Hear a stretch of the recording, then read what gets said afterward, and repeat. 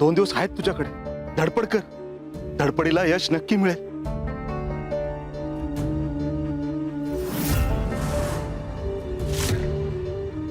सोन्याची वीट. स्वामींच्याच कृपेने मला ही वीट सापडली असणार. आता माझ्यावरचं सगळं कर्ज एका क्षणात पिटेल.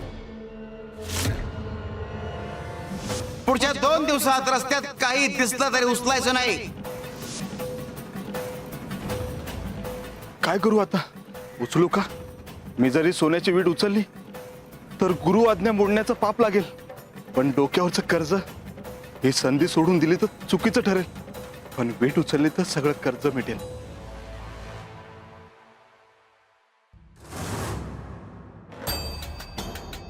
मोहावर विजय मिळवणारा गुरुच्या पावलावर पाऊल टाकतो आणि जिंकतो. शिवारे शंकर नमामि शंकर, शिवशंकर शंभो, हे गिरिजापती भवानी शंकर, शिवशंकर शंभो.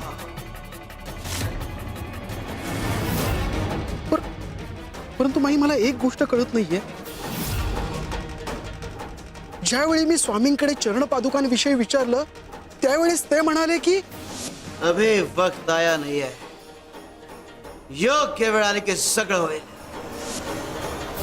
असं म्हणाले होते स्वामी.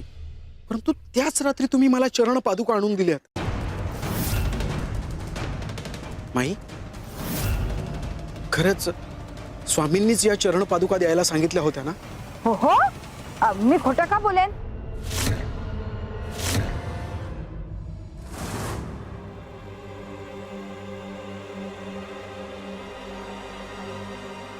कपिला, माई, काय झालं स्वामी? काय झालं स्वामी?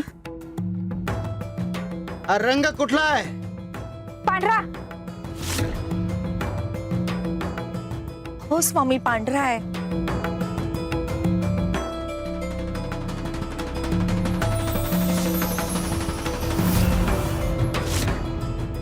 आता सांगा, हा कुठला रंग आहे?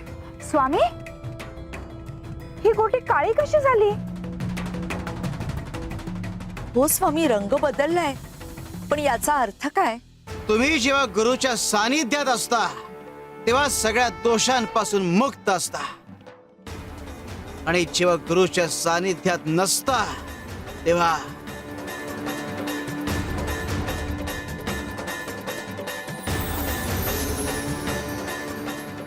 शिव शंकर शंभो.